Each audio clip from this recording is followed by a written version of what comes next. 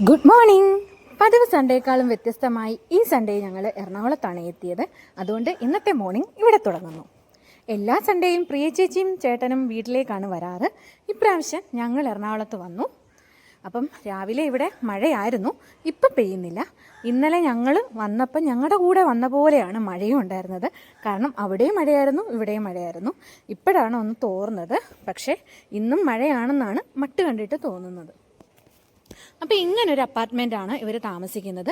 4 families ഉൾപ്പെടുന്ന ഒരു apartment. ഞാൻ എൻ്റെ മുമ്പിലത്തെ വീഡിയോയിലൊക്കെ ഇവിടെ എല്ലാം കാണിച്ചു തന്നിട്ടുള്ളതാണേ.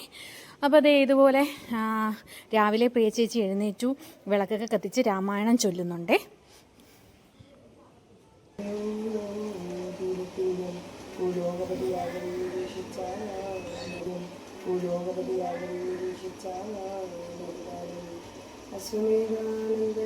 താമസന്മാരുമായി വിശ്വനായക സമനായിരം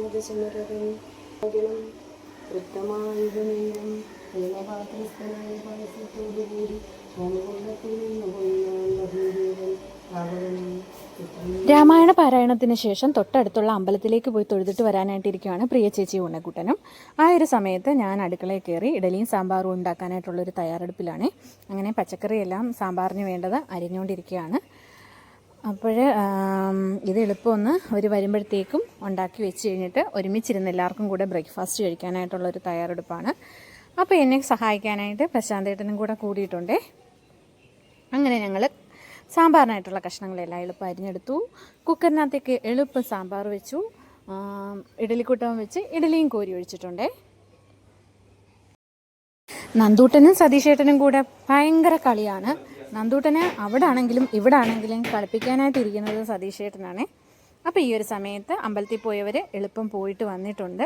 അങ്ങനെ നന്ദൂട്ടനൊരു കള്ളക്കുറിയൊക്കെ തൊട്ട് കൊടുത്തിട്ടുണ്ട്. അപ്പോഴത്തേക്കും ഇഡലിയും സാമ്പാറും റെഡി ആയിട്ടുണ്ടായിരുന്നു. ഞങ്ങളെല്ലാവരും കൂടെ എളുപ്പം കഴിച്ചു. പുറത്ത് മഴ പെയ്യാൻ തുടങ്ങിയിട്ടുണ്ടേ. അപ്പം പുതിയ വിശേഷങ്ങളുമായി വീണ്ടും കാണാം. ഓക്കെ.